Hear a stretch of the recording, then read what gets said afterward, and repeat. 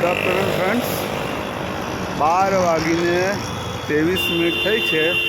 તારીખ છે 29/8/2024.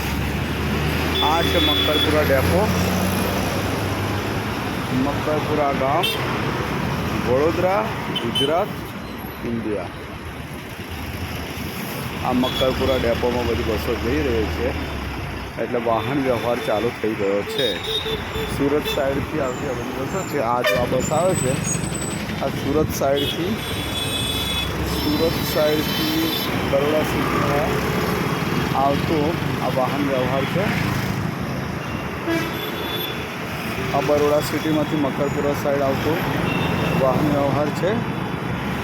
અને રોડ ઉપર પબ્લિક આવવાની આવર જવર ચાલુ થઈ ગઈ છે, અને લોકો